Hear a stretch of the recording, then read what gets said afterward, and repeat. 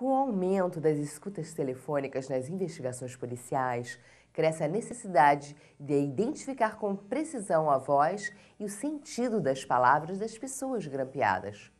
Essa identificação é tarefa dos fonoaudiólogos, como Maria do Carmo Gargaglione, convidada do deputado Marcelo Itagiba.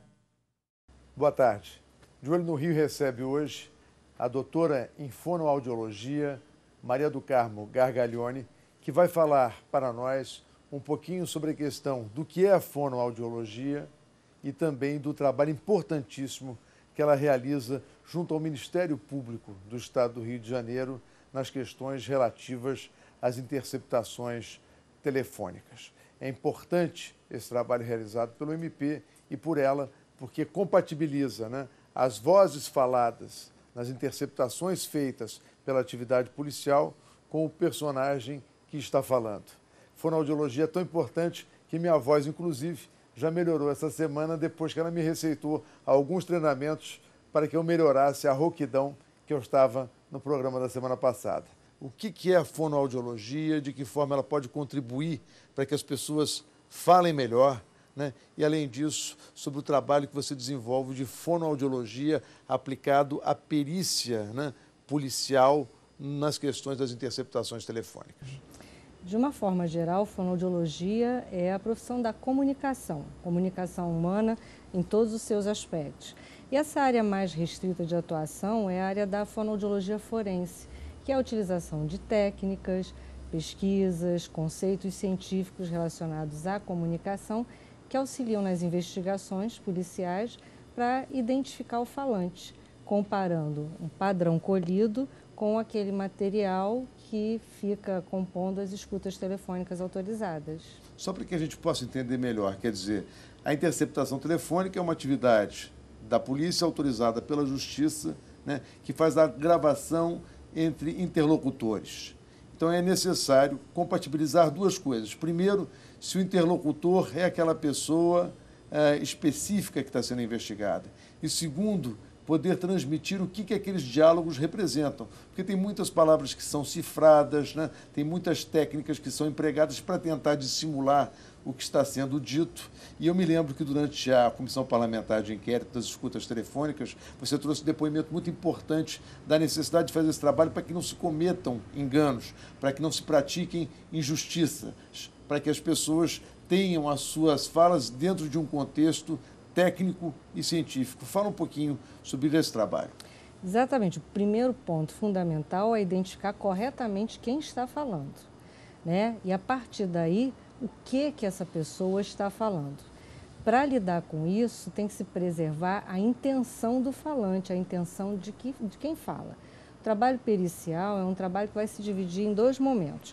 O momento da identidade do falante e a atribuição das falas dessa pessoa e depois verificar realmente qual a intenção dele, se ele utiliza algum código ou não, mas isso não é um trabalho meramente interpretativo. Isso é um trabalho que não pode ser feito sem uma pessoa sem treinamento. É preciso conhecer toda a produção da comunicação oral, desde o momento em que a gente pensa em falar, a gente constrói a nossa ideia, até a hora que a gente utiliza palavras para transmitir essa ideia. Então, é um trabalho que precisa de um especialista. Sem isso, eu diria que acaba sendo temerário e arriscado, até porque vai pôr em risco a liberdade das pessoas. Eu até digo, por exemplo, pois sim quer dizer pois não, Exatamente. E pois não quer dizer pois sim, de acordo com a entonação que se dê. Então, eu acho que é importante esse seu trabalho, porque ele faz exatamente essa análise do que o emissor está querendo dizer. Na verdade, de que forma aquilo foi dito. E só um técnico capacitado, formado, é que pode dizer. Porque senão ocorrem muitas vezes injustiças que são detectadas nos cursos dos processos, onde aparecem pessoas que, na verdade, não são aquelas pessoas que haviam falado ou não são aquelas pessoas que haviam dito aquilo da forma como se estabeleceu ter sido dito. Até porque uma das coisas, a escrita não é a reprodução fiel da fala, é a reprodução das palavras. Mas não é a reprodução da entoação, da prosódia, das pausas. nós não temos na nossa escrita símbolos suficientes que possam transmitir a intenção das pessoas. Eu acho que hoje o grande problema que se tem é tentar transformar áudio em texto. O áudio deve ser textualizado e não transcrito. Na hora que ele é transcrito, a simples modificação da posição de uma vírgula pode modificar completamente a intenção do que está sendo dito. Um exemplo, uma pessoa pergunta para outra: você vai se entregar? Não, eu vou me entregar. Com a mudança de pontuação ficou: você vai se entregar? Não vou me entregar. Então virou o oposto. Fora outros, esse dinheiro é para quê? Esse dinheiro é para levar lá para o conjunto. Foi transcrito? Esse dinheiro é para o sargento. Entre conjunto e sargento há uma grande diferença. E um dos que nós vimos aí, que bastante absurdo, é dizer o seguinte: eu vou te dar essa farda para matar os do direito. E na realidade era: eu vou te dar a faca para matar os bichos direito, porque o sujeito tinha ganhado algumas galinhas e queria fazer um almoço e ele não sabia como que ele ia matar as galinhas. Aquela conversa isolada e mal trabalhada induzia a se pensar numa outra consequência e circunstância. Investigação policial é algo técnico e científico, ou seja, você parte muitas vezes da cena do crime até chegar à autoria, e para isso precisa de muita experiência e também de muita técnica. Essa técnica que nós estamos falando hoje é fundamental para que a gente possa avançar cada vez mais na capacidade de elucidar crimes e de usar principalmente a interceptação telefônica como uma boa prova. Por isso, a professora esteve, inclusive, recentemente, num congresso nos Estados Unidos. Como é que foi esse congresso? Era um congresso da ACFEI, que é uma academia científica que congrega vários peritos. Foi em 2009 e a grande estrela do congresso era o Frank Abagnale, daquele filme Prenda-me se for capaz. Né?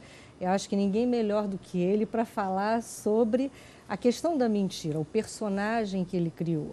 E foi um congresso muito interessante, foi um grupo de 6 fonoaudiólogas brasileiras, todas nós da Academia Brasileira de Fonoaudiologia Forense, e o que nos surpreendeu nesse congresso é o interesse deles em saber a nossa experiência. Dia 13 agora nós embarcamos para a Dinamarca, onde nós vamos interagir com os colegas da Europa para passar todas essas informações, e esses momentos fazem com que a gente possa ampliar o nosso horizonte e ver uma coisa que eu acho muito interessante. Nós brasileiros somos muito criativos, diria que somos muito inteligentes e que temos muito também a mostrar para os colegas lá de fora com relação a essa nossa experiência aqui do trabalho investigativo, não só policial, como científico também. Se você tivesse que dar um recado do que poderia ser feito para melhorar ainda mais essa questão dessa prova, que recado você daria?